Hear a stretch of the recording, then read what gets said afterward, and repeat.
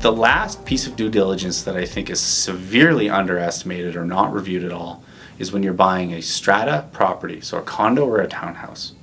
So we call it condo, strata, same terminology for different provinces. But when you look at a strata property, so a condo or a townhouse, you need to remember that the exterior of the building is like the paint on a car.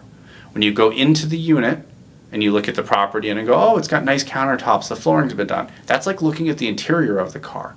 But realistically, if you were going to buy a car, you're going to want to look at the mileage records, the maintenance, the accident history, what the overall condition of the engine is, the transmission. And that, in the form of a building, is called the strata documents. Some of the forms vary. In Alberta, we have an estoppel certificate. In BC, there's a strata form B. But there's different documents that will outline the financial health of the strata and if there's any lawsuits or special levies pending. And that's really important. But there's a few other documents you need to look at as well. The first and most important one is usually called a depreciation report. Now, this is essentially a giant engineering checklist where engineers will go through the building and they will identify the different components, how old they are, and how long till they likely break. They will then factor in what will be the cost to replace them be, and compare that to what is the funding mechanisms of the building. So usually the CRF, or Contingency Reserve Fund, and the strata fees being collected by the building.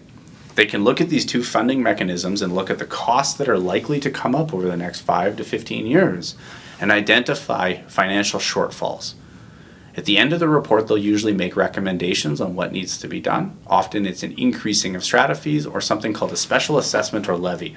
Simply put, it's a cash call. Each owner of the building needs to come up with a certain amount of money. If these are smaller, it's usually an out-of-pocket cost.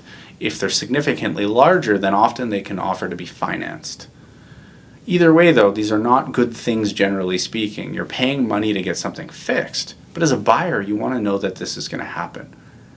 So you've got the estoppel certificate. Strata Form B gives you just an overall view of the health of the building from a very simple perspective.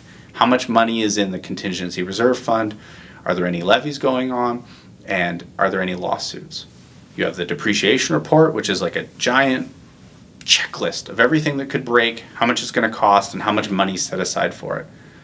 The next view you get is a look into the personality of the building.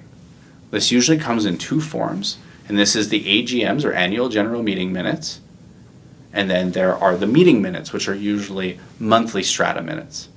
So you get a big meeting once a year where important topics are discussed, and then you typically get monthly to quarterly meetings where they talk about the smaller stuff.